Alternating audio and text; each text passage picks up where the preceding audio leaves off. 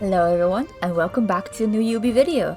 It's become an ongoing joke that I make a video, disappear for 3 months, and then make another video, so I feel like it's about time to make another video, isn't it?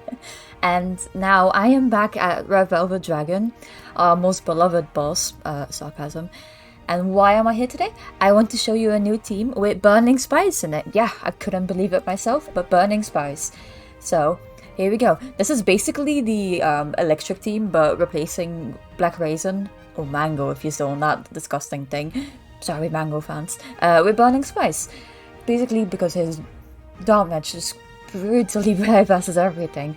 We are using him, and it's actually really nice because it's really consistent damage-wise and survival-wise. So I want to teach you how to build it. It's fairly easy, and let's go right over it. So, as I said before, the team is basically the standard electric team, but with Burning Spice in it. And do keep in mind, the treasures are Scroll instead of Sight, because usually you use Sight with us. Scroll, Whistle, and then Clock. So, let's get right into the toppings. For Rebel, I'm using a full crit set, and for him you want to get at least 25% cooldown. 25 is the sweet spot, of course you can go higher, but 25 is enough. And then about 10% or more attack speed. How do I have full crits? The biscuit here is a full cooldown set. These cooldown subs are not even that high and I have full crits, but if you can't get the full crit set, that's not the worst, but you do get a little bit of damage from him, so I definitely recommend trying to get the full crit sets. And then, the start of our show, the main feature unit here, Burning Spice. Most people should have Burning Spice because he was quite obtainable during his banner. If you don't have him, then, well, this video, I'm sorry, probably won't apply to you, and you'll probably need a different video for Black Raisin or something, but yeah. His build, pretty simple. Just full attack, maximize his attack as much as possible, and then try to go for about 8 to 9 cooldown, and about 8 to 10 attack speeds. For his damage resist, you shouldn't actually need any because he has immortality in his kit, so even if he does die once, he will just tough it out like a big boy. But if you do need some damage resist, 5 or 10%, it will do. And then, for his biscuit, you will try to focus as much fire damage as you can because that maximizes his damage even more.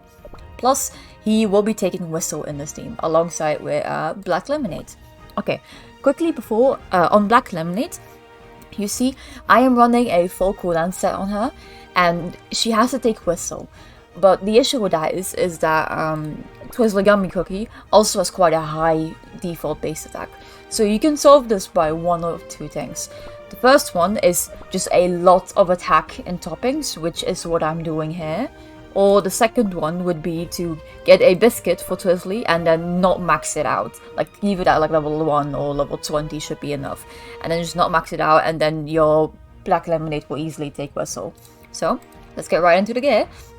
For Black Lemonade, you want to go for at least 29 cooldown and then maximize the attack stat. And of course, maximize electric damage as much as you can. This is very important. How more elec damage you have, how more damage you will do.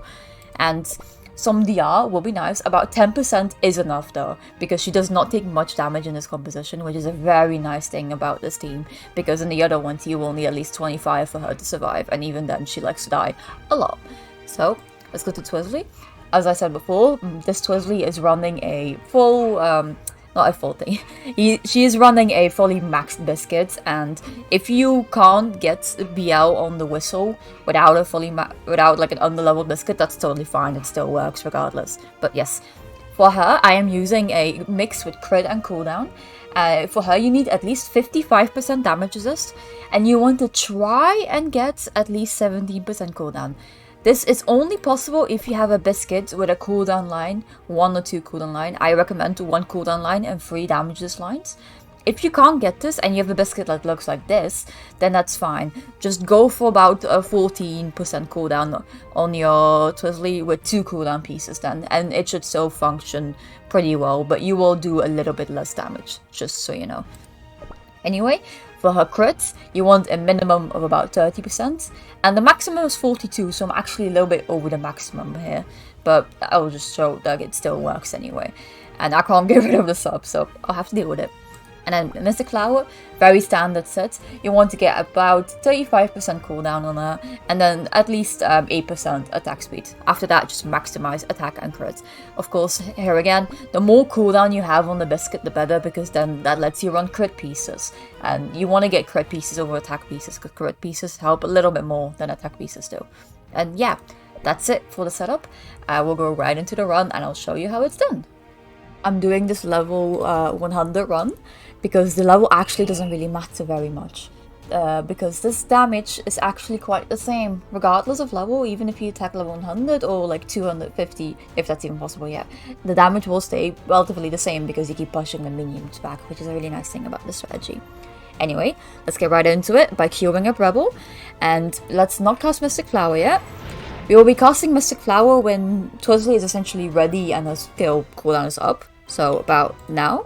I'm gonna slow down now. Whoops. So as we approach the boss panel, we'll be queuing Rebel and then immediately spamming Black Lemonade so she goes instantly. And then keep spamming Burning Spice, and right after Burning Spice goes, you tap Twizzly. Not before, but right after. So cue the Rebel. And then spam Black Lemonade. Spam Burning Spice, and then right after you cast Twizzly. And now the nice part is, you can just speed up right after, because there will not be any more timing after this. You just spam everyone. And you can see, yes, my Twizzly does get low because I am running the bare minimum damage resist on her. And she does get stunned here. It does look very close to getting the skill. I tried getting the skill, but it wasn't worth it. You need like perfect subs for it. Also, you may notice that Burning Spice does get quite low. That is totally okay because he has immortality in his skill and he won't actually die. And if he does, just increase his damage just like a little bit and you should be totally fine. Okay, and now you get the last Twizzly skill in, which gives you extra damage, and that's a good thing about having 17 cooldown. Getting that last Twizzly skill does increase the damage quite a bit. And there you go. Of course, you can reach more with Black Raisin on sites, but you need so much investment, and at that point it's so risky that your BL can die randomly that it's for most people not worth it anymore, and it's better to run a safer strategy like this one, that you can actually get consistent damage across all levels and help out your guild. So that will be it from me. I hope this was helpful to you, my once in a 3-month video. And I will see you next time, if that ever comes. Goodbye!